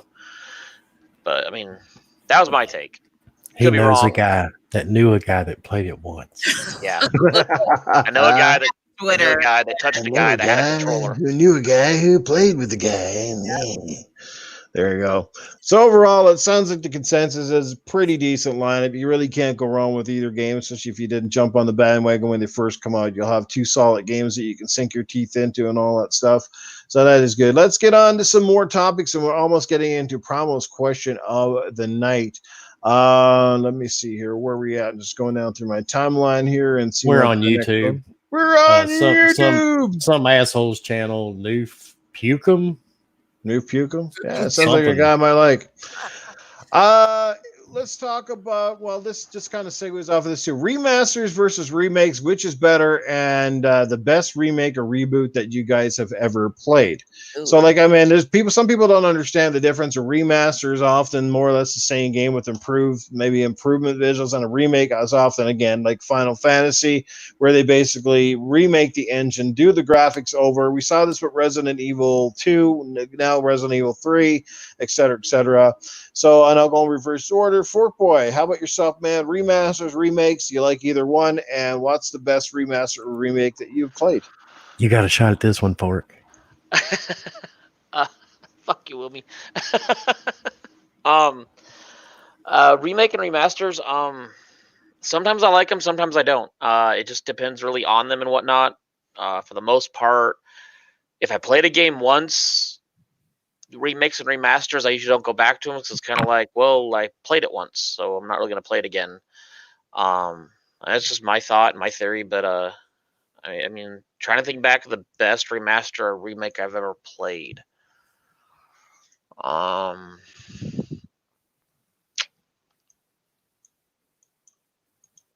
Damn. You're right. Yeah, I'll be honest. I don't think I can remember one that I've actually played because, like I said, once I played a game, if I can't play it anymore because it goes offline or whatever, if they remake it or remastered, I usually just don't go back to it because I already had like that part of my life and I just move on. So you should just say WoW Fork and said what? World of Warcraft. World of Warcraft's not remastered or remake. But it was your one shot. You almost sound like Supersonic Station right now. Oh my gosh. To me, it's if you enjoy those, I'm fine with it. I mean, I'm happy that makes you happy. I've never gone back to anything. Mm-hmm. And if I have, I've played it for a little bit. And it's like, yep, same thing. I'm good. So I think a lot of people are going to pick Resident Evil 2. That was one hell of a remake. Brian F. What's happening, Brian F. in the chat? He puts it out there. Crash Team Racing, Jace Slayer Jace is that one. And that was one hell of a great remake, I guess, of a game. Same thing with the Crash, that Crash trilogy or whatever, like the, re-engine, new graphics, better play controls, et cetera, et cetera. So that was a couple. Wilmy, how about yourself? I was going to say Resident Evil 3. And even though I haven't played it yet, I just saw it. But after playing the new Final Fantasy VII, I got to go with Final Fantasy. There you go, Final Fantasy. I mean, it looks nothing like the original, of course. And you can switch whatever type of combat you want. It's a true remake, Mm-hmm. and it is amazing. I'm sorry, my nipples get rock hard just thinking about it. But yeah, it's just great. Nice. Primal. See, I can't say 7 yet, but I'm sure if I played the demo, it would definitely be You there. need to play it. I know. Don't do that. There really hasn't been any true remakes for me to really pick one. Obviously, Resident Evil 2 is up there. They really they put the bar up for any future remakes that there will be. Remasters, I am a multi-playthrough person. I will play through a Final Fantasy at least 10 or 12 times if I haven't already on the PlayStation 2.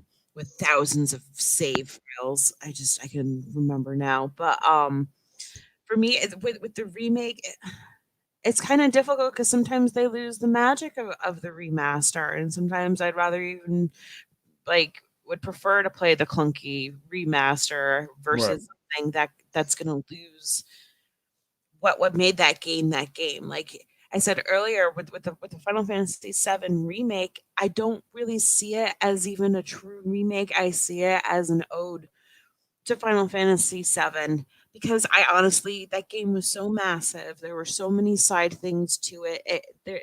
It's going to be near impossible for them to fit everything in there. And if they do, bravo fucking bo, because I don't see it. I think, I don't know what to do.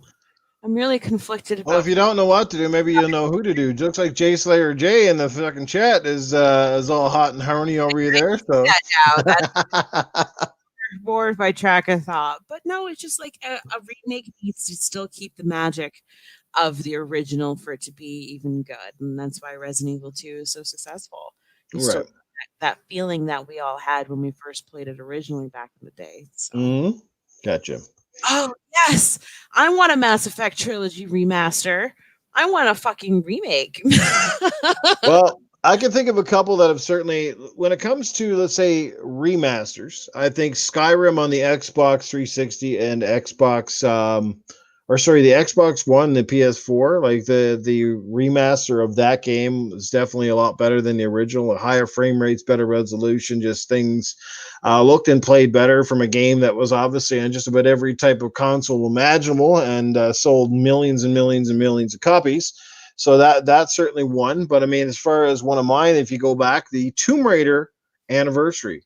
That all new graphics engine, way different play controls. I mean, because the original Tomb Raider is still an epic classic in itself. But go back and play the original Tomb Raider today, from 2006. And was it? No, not 2006. Sorry, 1996. And it doesn't hold up very well. Graphically, I mean, it was good for its time. Terrible today. Play control is terrible. You played Tomb Raider Anniversary to use the modern Crystal Dynamics took over and used their play control from one of the other Tomb Raiders that came out before it and improved the game. So that one's a cool one. We saw some really great games over the last couple of years here that have been remade from the ground up. Gears of War Ultimate Edition. Yes. How nobody can think of that game. I mean, it's as epic as the original Gears was, and even today that game stands the test of time as a great game. The Ultimate Edition did everything better, completely re-overhauled graphics engine. They added stuff to the game that was missing and was only added to the PC counterparts. They improved on the play control, obviously frame rate, resolution, better graphics engine, the whole 9 yards. They went all out, included everything in one package. That is a phenomenal. That's how you do it, man. That's a great remake right there. Gears Ultimate Edition. If anybody's missed out on that game, you have not gone back and played it, I urge you to go back and try it. It's still an amazing classic game. And if you're going to play Gears of War, especially original, do it with that game because it's just amazing. It's great time with a co-op partner as well. You can go through it and the multiplayer still rocks. So that's a great one. Of course, you got Resident Evil 2, soon coming Resident Evil 3. And let's not forget about Link's Awakening that just came out for the Switch as well. That game was also remade, totally new graphics engine, phenomenal, a lot of fun. Highly recommend that as well. And I see right now, pretty soon they got Streets of Rage coming back, guys. Streets of Rage. Now we all know that as a 2D based pixel sprite based game from the Genesis era. Well, they're bringing it back now with the cell shaded aesthetic. It looks fantastic. I can't wait to play it. I hope that it plays nice and smooth. but it looks really good, and definitely can't wait to get my hands on the new Streets of Rage game. Eternal Shaddai, what's going on, man? He just popped into the chat. Draven Arrow, Street Sharks. I'm not sure what that means. Everybody that's here, guys, can't say enough how much we appreciate you. So thanks for stopping in and being a part of Gaming After Dark with our amazing crew here tonight. If anybody else have anything you'd like to add before we get to Primal Eve's question of the night, we kind of get out of here. Anybody have any topics or any stressing things they'd like to get off their balls or their tits tonight? Well, I can think of the guys probably what they want to get off of their balls, but I wish I had something on my tits.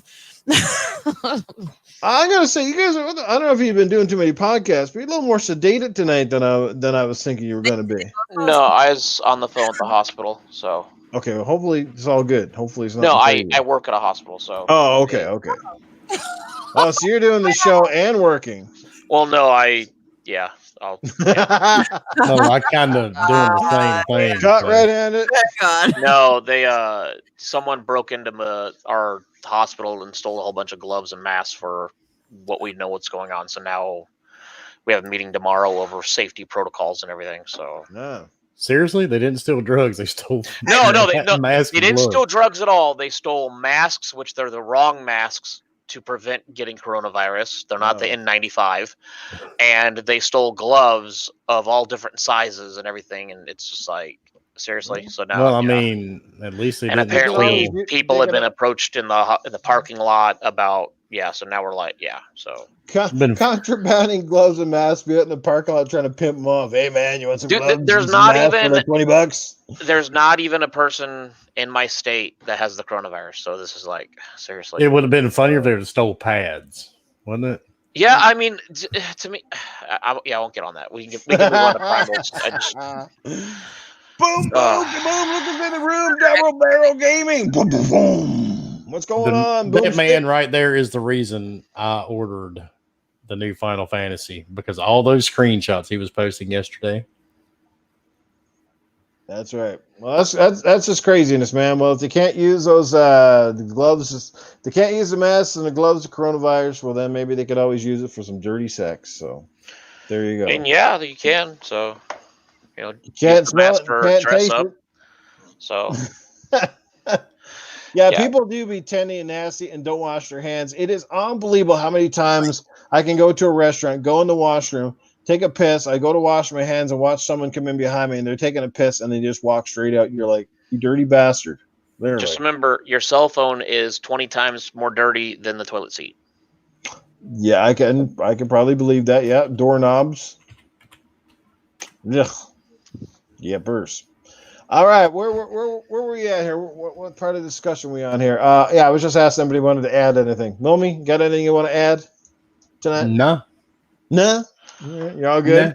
Nah. All right, I'm good. Primal, any extra thing before we get to your question? No. Philly Eagle is in the chat. What's going on, Philly? Thanks for dropping in, man. Being part of this show, man. It's been lit tonight. It's another doozy. It's been fantastic. But before we get to our outros and all that good stuff, it is now time for Primal Eve's question of the week. Hit us with it, Primal. All right, so this is a little personal. It might be a little too personal for you guys. You can even just make up your own answer. Fork's married. I'll go ahead and answer for him. He's married.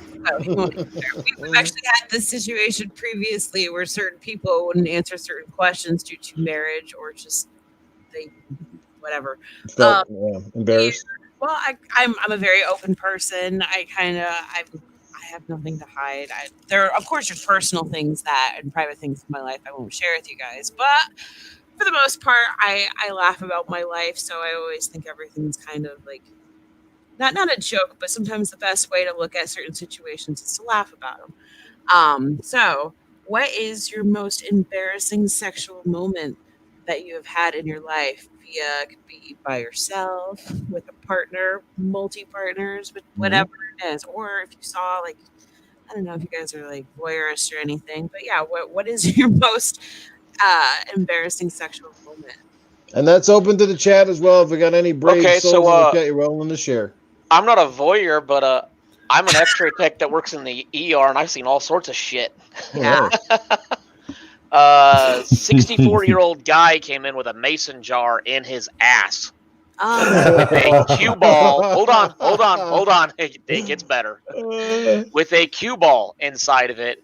And apparently, while him and the hooker were having sex, the cue ball broke the mason jar and they heard a crack.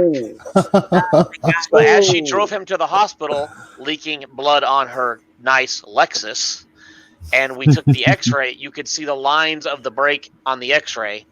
And the funniest part is the doctor had to go out and tell his 80-year-old mom and 88-year-old dad why he was in the ER. Oh, that's pretty embarrassing. You know what's crazy? I'm not surprised because that is not the first mason jar in the ass break story. I've seen light bulbs, I've seen onions, I've seen bananas, I've seen, and it's always I slipped on it. I can only imagine his mother right now going, and I was wondering what happened to me. As far as couldn't make me jam. As far as me, me and my wife forgot to lock the door once, and to this day, my 14-year-old tells the others the time that she walked in on mom and dad wrestling. Oh Lord! Because that's all she remembers it being. Because we quickly fell off the bed because I pushed my wife forward, and then we were just heads above the bed, and that was it. So it was like, oh shit. So. Yeah, that's my most embarrassing story because I almost thought I broke my wife's arm because she went head first off the bed and I on top of her. It was like, oh, hey, baby, go to bed. So who won the wrestling match? Well, we didn't continue, if that tells you anything. Oh, man, that's... The dog. Wow, that is some crazy. A fucking onion? Like, wow, as if sex can't get stinky enough at times, eh? Dude, it's always I fell on it. It's always I was cutting vegetables or something naked and I slipped and fell, and it's always like, dude, just be honest. You wanted to see what it felt like, and you didn't realize that the rectum is a vacuum and it sucked it right up there. Oh my Lord. Yeah, wow. See, Philly Eagle works in a hospital. He's seen hamsters, dead ones in there. Yeah, people. Oh my God. People put all sorts of shit in their ass. And then and then when they come to the ER, they try to tell us, oh, well, I don't know how it got there. It's like, dude, we're not idiots. Okay, yeah. Just be honest. I've only had one person ever be honest besides the mason jar. Her and her and her husband were getting freaky, and I was standing behind the doctor waiting to take the x-ray. And you always know what it is because it's always foreign body pelvis two view, and you never do a two view of a pelvis. And so it's kind of like foreign body. That means somebody stuck something somewhere. Right. And she was like, well, me and my we were just getting freaky, and it just sucked it up there. And the doctor's like, sucked what? Where? Did an x-ray. Silicone doesn't show up on x-ray all that well. So then I went and did a CT, and the measurements came back from the doctor. And anybody that works in a hospital, it's not in inches or anything. It's a metric system. So, we're converting it in our head to inches. And it's like, that is one massive dildo. That is not their first time. Well, let's just say mason jars are not fucking small. So if your ass is big enough that you can slip and fall accidentally and that goes up your ass, and you should have been seeing the doctor long before that. The guy told us that there's a drug that you can sniff that relaxes your sphincter enough that you can slide things up there. Oh, my Lord. And Fork now has stock in that. Yeah, I mean, working in the ER, Philly Eagle had said, you work in the ER, you learn all sorts of things about mankind that you're just like, no wonder why aliens probe us. They're probably like, they're used to it. It's okay. They won't mind. This is normal.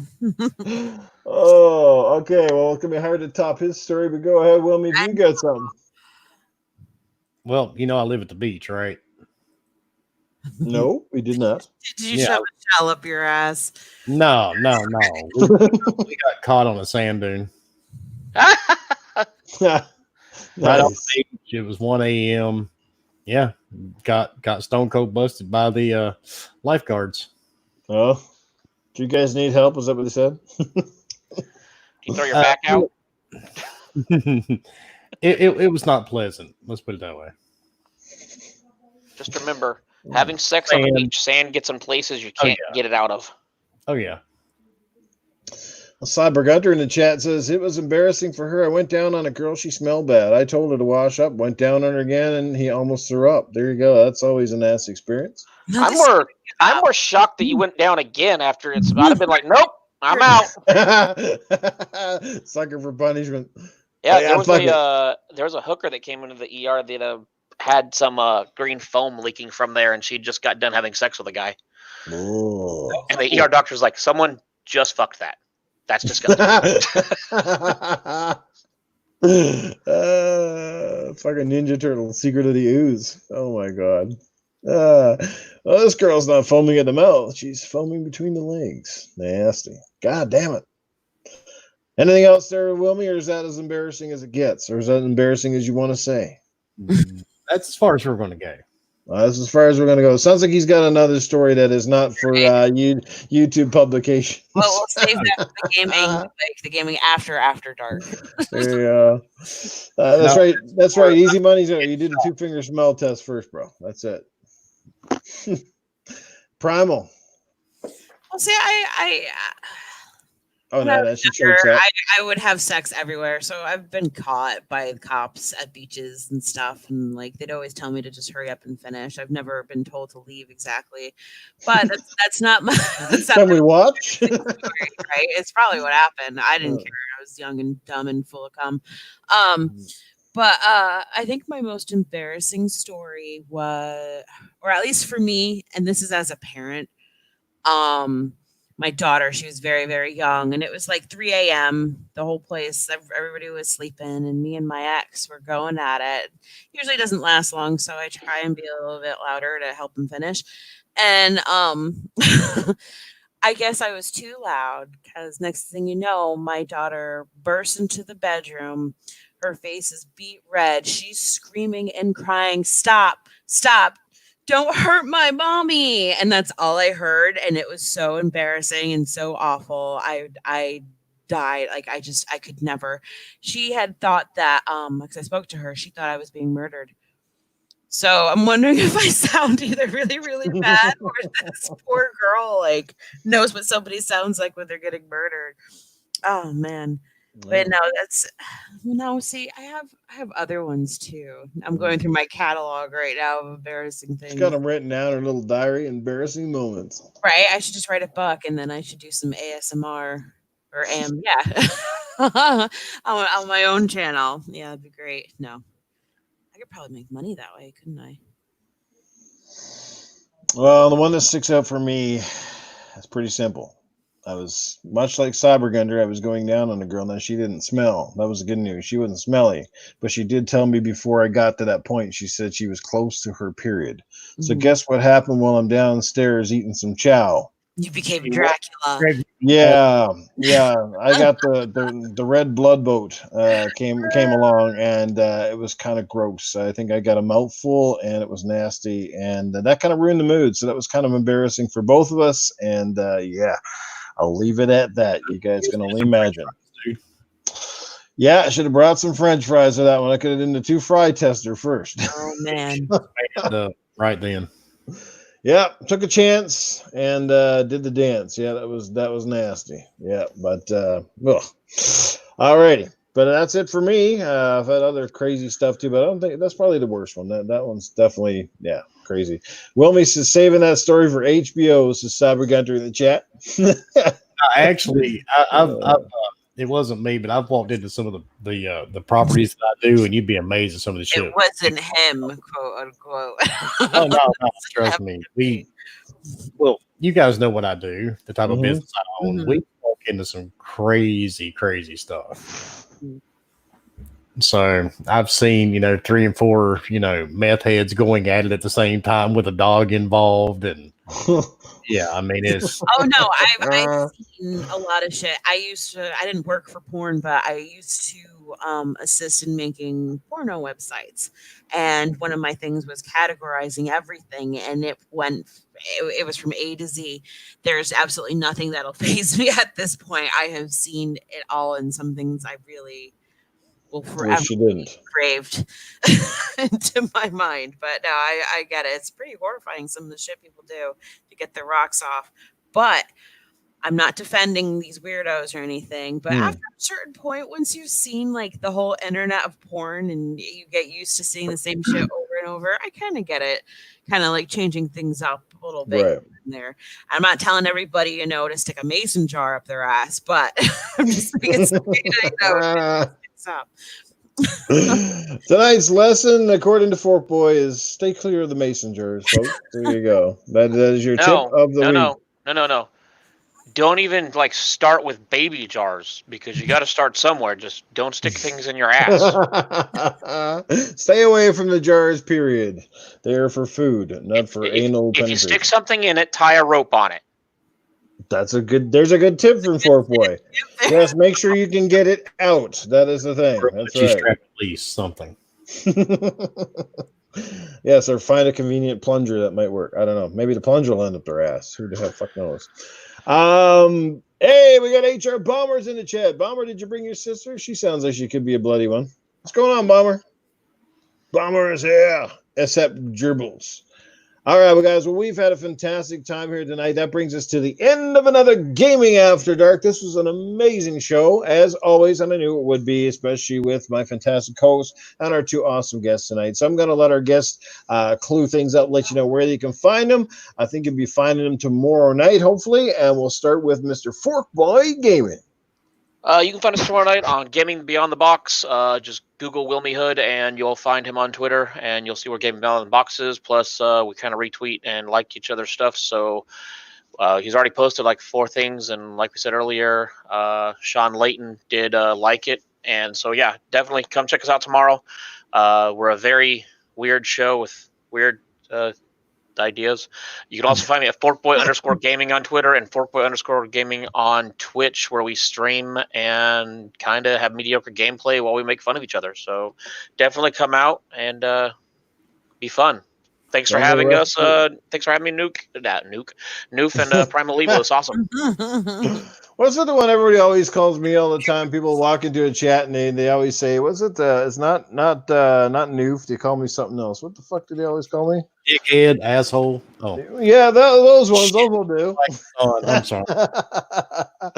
Oh yeah. Game Pass, digital games. Yeah, Mr. Physical. Yeah. Mr. Wilmy Hood, baby, where can we find you? I think it'd be in the same place we'll find Forkboy, at least for tomorrow night. Oh no, no, not exactly. But you can find me on Twitter at Wilmy Hood. You can find me pretty much on any console or any gaming platform. Just put in Wilmy Hood because I'm on all of them: Steam, Epic, Xbox, PlayStation. Oh my God, I'm on even Stadia. And you can find us tomorrow night. I'm not embarrassed about that. Even Stadia. I know. And tomorrow night, 8 p.m. Eastern on Gaming Beyond the Box. We're actually going to have Crispy Bomb with us tomorrow night, I think. It'll be me and the working crew. We're going to go over and give you our really shitty opinions of some of the news came out this week. And we'll talk games and, just trash each other for a couple hours. It's always fun. And that's about it. There you go. Well, I know Kara's in the chat. What's going on? Jason Ellis, thanks for being here, guys. Thanks for everybody, like I said, for being here. We had an awesome chat tonight. We had 40 plus people in here, which might be a record for Gaming After Dark. So again, I appreciate each and every one of you guys. Are fantastic. You make this fun for us to come out and do, and we appreciate you being here. Most of the people that have been in our chat too have been here like the entire show. And for those of you who catch us on the replay as well, thanks for listening, and I appreciate all the support, the opinions, the ideas, suggested guests. I'm always welcome to take ideas. You want to see somebody come and join us on the show you think would be a good fit in here, greatly appreciate it. Dreadpool, what's going on, brother? But anyway, we're going to get out of here, but we got one more to get to, and that would be Miss Primal Eve. Oh man, I've been ready and waiting for you, Noof. No. No, it was great to have both of you, Fork and Wilmy, here. It was great to have you once again, Wilmy. I love it when you open your mouth. I made it, Noof, and it was almost 2 hours and I didn't have any issues. Her internet lasted. Yeah, bravo. Woo! About that. If you guys want to, you can follow me on Twitter. I'm also mostly on the Xbox as of right now, Primal Eve, and then I'm also Primal Eve on the PlayStation Network. So you guys can follow me, add me, maybe get a chance to play with me if I'm not being an asshole. Because I'm usually appearing offline playing a single player game. But yeah, no, we need to have another community game night. Game night. Let's do one soon. It needs to happen. Where I think we're a little overdue. But I tried to get Noof one night last week to play Call of Duty, and he's like, "No, man, I'm watching porn." I told you, Wilmy.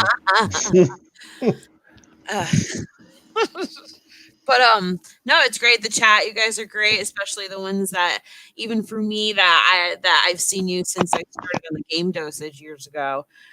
So it's really great to have you guys still be here and listening to our shenanigans, and to all of our new people also in here. Thank you for listening. There you go. Spider-Man has suggested I get Mooch. Well, I can certainly try. I don't know what Mooch's schedule is like. It's might be past his bedtime. I don't know. He is on the East. I know Primals used to staying up a bit late, but yeah, it definitely gets late on the East Coast, that's for sure. So I also appreciate those who are watching and attending from the East, because right now it is, it's almost 12 o'clock. Almost midnight, yeah. Where do you think we're at, dude? That's what As I was saying, I know you guys are in the East, right? Yeah, that's where I'm at. It's almost midnight, and I've been awake since 5:30 this morning. Damn, yeah. So you're definitely winding down. For me, it's 9:51 p.m. But anyway, to everybody, like I said in the chat, thanks for being here with us, enjoying the show. Like, share, comment, subscribe, whatever it is, all that good stuff. Remember to wash your hands. There you go, and do the 2-finger test as well. And your penis. Stay away from mason jars. Wash that. Stay away from the mason jars, all that good stuff. But as another quality show, we're going to let everybody get out of here. Thank you guys for your time. We'll see you all again next week. So just take care of yourselves. Be healthy. Be well. Play some games. And just have a lot of fun. And we'll see you all soon. Night. Good night, everyone.